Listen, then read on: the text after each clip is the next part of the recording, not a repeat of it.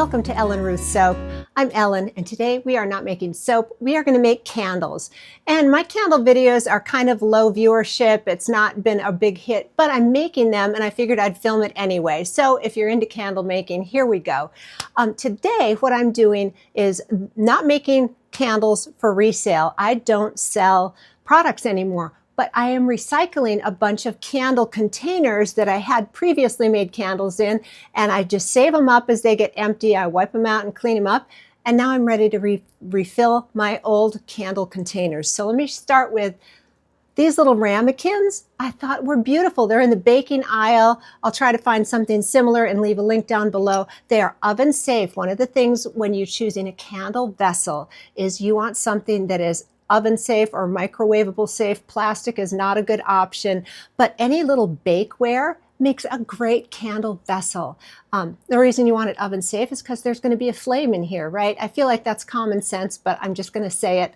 So these little ramekins are for baking, but they make beautiful candle vessels. So we'll be using those.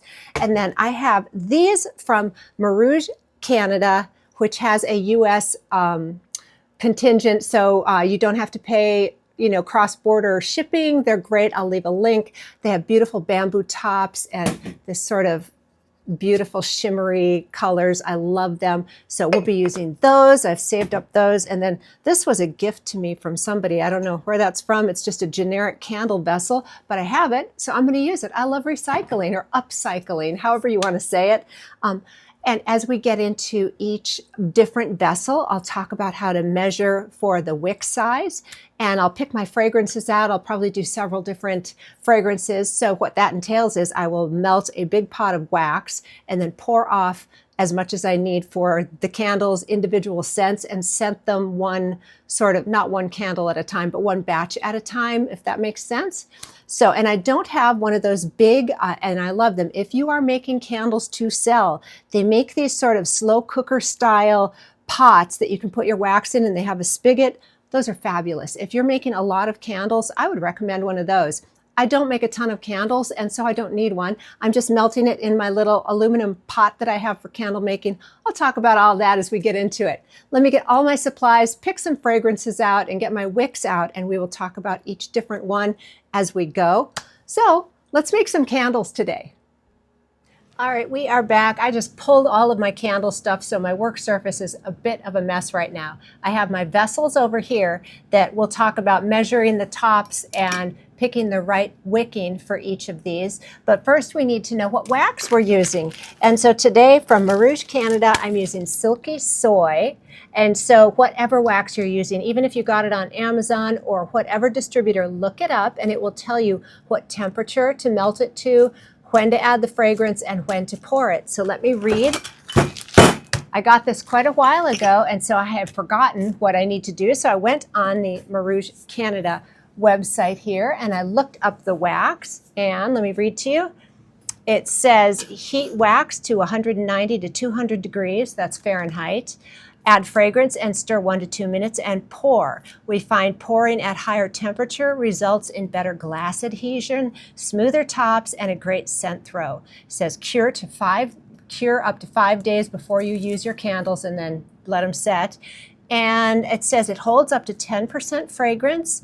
For their fragrances, they're recommending 7.5% to 8% with their fragrances. And I may use a few fragrances from Marouge, Canada. They have lovely fragrances. But all the information is on the website wherever you buy your wax, typically. If it's a good distributor, they're going to give you information. So we've got the wax, we've got the vessels. I have my little safety labels that you want to put on the bottom of any candle or flammable item. You want to have a warning label on there, just, because it's recommended, and you should do that. I have my little wick holders here off to the side, and I'll show you how those work. And I have my little box of wicks. I do have some from Marouge, Canada, and I'll be looking at the sizing to go with the vessels.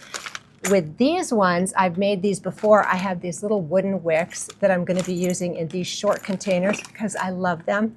And I have big, massive bags of all different kinds of wicks. So we'll get into the wicks next, but that is the basic. We've got our candle wax and we have our vessels. And now let's get on to what kind of wicks we're going to use. All right, the first wicks I'm going to use are my little wooden ones.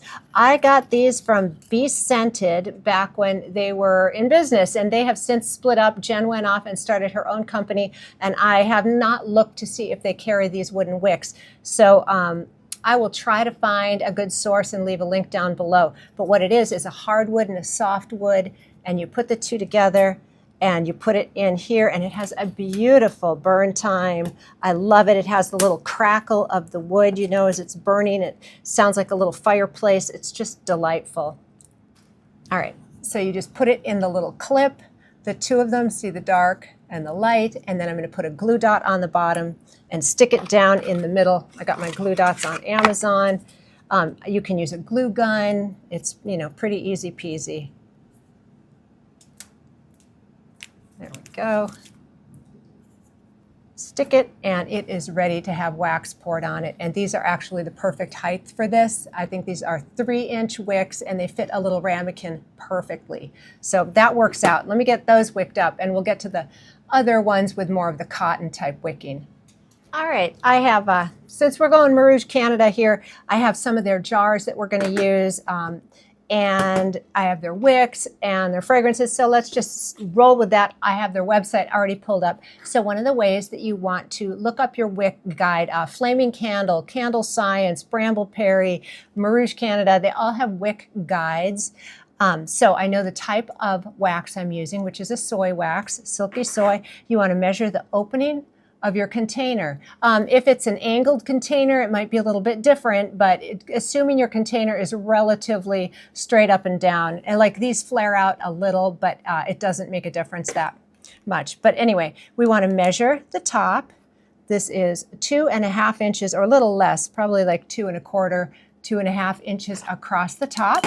So I come over here, and it says for these CDN wicks, for a 2.5 to 3-inch diameter, which is the top of this, a CDN 8 works well. And that's what this one is. So let me pull it out and show you what a CDN 8 looks like. And as opposed to, here's a CDN 4. So let me hold my hand up. If you can see, the 4 is very skinny, and the 8 is more mid-size. If you were going to do a double wick, like in a big container, you could do 2 of the littler ones. But for a single wick in this width jar, the CDN 8 is what I'm going to be using on those. I'm thinking about doing a double wick in these. Maybe I will do one with these little 4s because I have them, and I don't use the 4s very often. They're very petite. These would be like for a little votive or a multi-wicked candle. Now, let me just say this. Here's my disclosure. I am not a professional candle maker. There are Black Tie Barn, amazing information. If you are going to be selling your candles at markets and professionally selling them, you want to do wick tests and be super specific. It is a science. But I'm talking about like gifting and just for home candle use. That's what I'm doing. So yeah, I'm a little more loosey-goosey with this than if I was going to market. I was much more specific. I did sell candles for a while. And it is a whole thing, and it is not as easy peasy as making them for myself. So you want to test burn time, burn pool, make sure you get it even. You don't want your wicks to smoke or mushroom at the top. There's so many details. But I think I'm going to do a double wick in these big ones because I think it sounds fun and they're big. So let's do that. So that's my CDN 4. I'm going to do CDN 8 in here, and I've got the wooden wicks. That is my wicking. And now what I did was I went and double checked the ounces. These are 8-ounce jars. These are 11-ounce to the point I want to fill them because the lids come down a little ways. I don't want these full to the top or the lid won't fit on. And these are, what are they? 6-ounce to the brim. So I can add all that up and I know how much wax to melt. And then I will pour off what fragrances I want and will scent each batch individually. So I have to do my math and add up all the vessels here, and we'll find out what my total ounces of wax that I need. All right, and again with the glue dots, these are called pre-tabbed wicks, and I like them. They're very easy. With the cotton ones, I like to get them pre-tabbed. It's just easy peasy. So again, I'm just going to take a glue dot And because these containers are a little deep and I can't fit my hand down in there, I'm going to sort of eyeball the center and then take my chopstick and poke it down. Oops, it slid. All right, and just kind of poke it down where I want it. And there it is. All right, I just added up the total volume of wax I need for all these containers, and I need 79 ounces of wax, and I'm going to discount that a little to make room for the fragrant oil. So I'm going to go with about 76 ounces of wax in here for all of my vessels. So let me get this chunked up and we'll start to melting.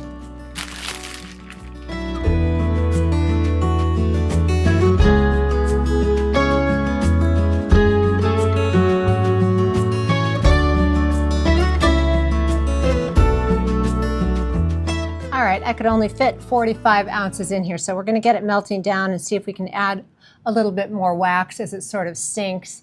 And if not, we'll melt it in 2 batches.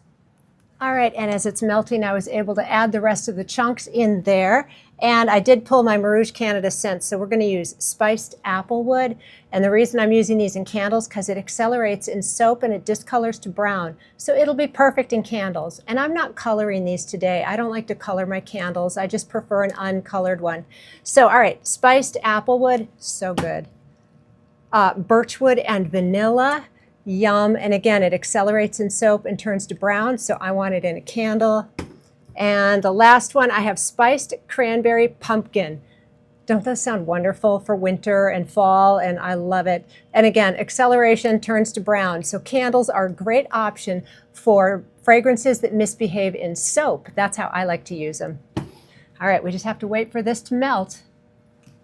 All right, our wax is up to temperature. I just took the temperature here with my point and shoot. It's 197. It's off to the side. And I'm going to do these little ramekin cups first. And the fragrance I'm doing is the spiced applewood. And I'm going to go ahead and fragrance at 10% because the math is easy. So these little cups all together, I need 22 ounces of wax. So I'm going to measure 20 ounces of wax and leave room for 2 ounces of fragrance because that's 10%. That's how I'm going to approach it so I don't have too much excess. And I do have a little container off to the side, pardon me, for if there's any extra wax, I'll just pour it in here and have a little bathroom candle for myself. This is very full, so I want to be careful. So we're going for 20 ounces of wax. Oh my, making a mess. Here we go.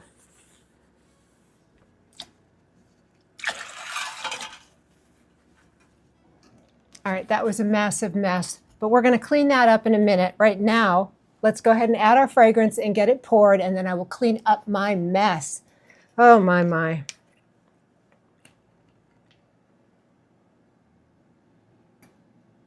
And it says we want to stir this for 1 to 2 minutes. Seems like a lot of stirring, but basically stir it a lot. Oh, this fragrance smells good. As it hit the warm wax, it really, beautiful. Very fall, winter, warm and cozy smelling. Oh, that's lovely. That is lovely. So I like to stir both directions. Make sure all of the fragrance is bonded with all of the wax. All right, and let's get these poured and we'll get on to cleaning up and get on to our next fragrance. Scoot that out of the way. My goodness, I made a mess. Here we go.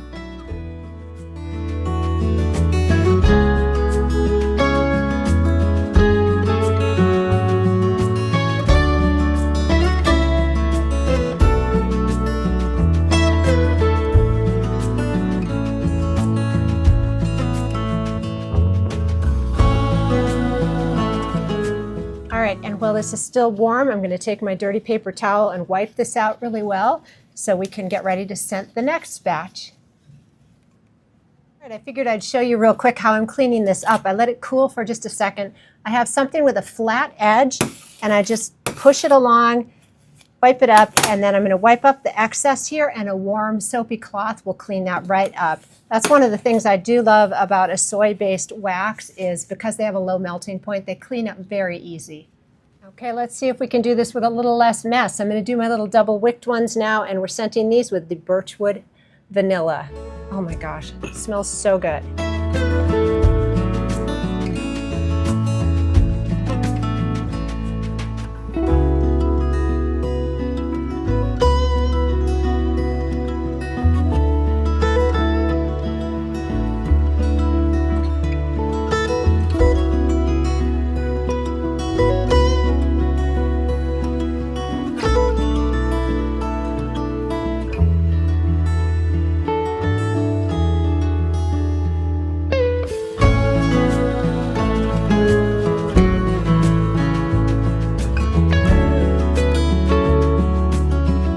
Back. It is the next day, and let's talk about how I'm going to label some of these and not label some of these, and I'll explain it all. Today I'm using labels from Avery. I'm not sponsored. I bought these on my own, and they have on their own website label designers and templates and all kinds of things. This is one of their label templates that I used, and I filled in the name of the candle, Birchwood Vanilla. These are 2.5-inch circles, which will fit the bamboo lids perfectly. And then I have what it is. It's a soy candle, where I'm from, all the details, how much it weighs. You know, the pertinent information is on here, that this is a soy wax candle, all of that. So that is the label I'm going to use for these, and this label would also fit on my little ramekins. I am not going to label these because these are for my home. I'm going to be using these. With the wooden wicks, I shrink wrapped this because they were for gifts. I shrink wrapped, and then I used a 2.5-inch label that went right down on the top of the shrink wrap. So that is how I would have labeled these if I was going to do it again. And then these little guys here, which I love these glass jars, and they have a round lid, which would fit one of these 2.5-inch. A 2-inch might be better, but I am going to use these little square labels. Again, they're from Avery. That is the size. These are little 2-inch squares, and again, I use their template, what it is, the name of it, how much it weighs, the pertinent information, and I'm going to put the label on the side. Okay, here is the 2.5-inch label size, and then I showed you the square ones. So those are the labels we're going to use today. And first things first, I have to trim down the wicks here. These little guys were the perfect size, and they're a little bit higher than the top, but because I'm not shrink wrapping them, they are good to go. So my handy dandy nail clippers, they make wick trimmers that are so cute, and I don't have those special scissors, but I want to get a pair one of these days. I'm going to get a special pair of wick trimming scissors, but until I do, you can either use a scissor or you can use a nail clippers. And I'm just going to trim these to about, I'll call it a 1/4 inch.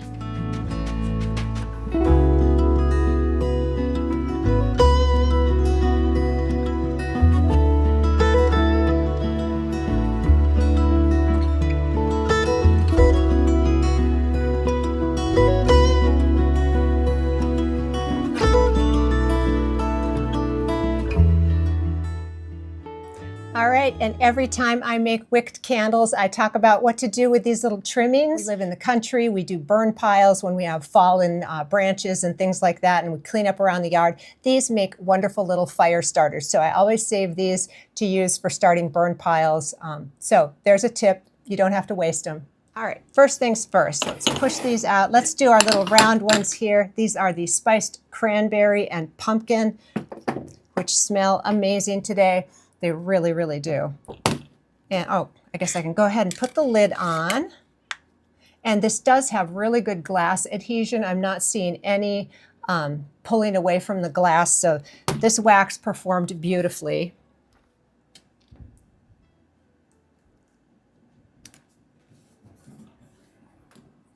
And there we go. First one done. I think that looks adorable. So happy with how these came out. All right, let me do one of my round labels. I don't need those. And you can see now the lip on here, I needed a little room so that the lid fits on and doesn't smush the top of the candle or the wicks. And easy peasy.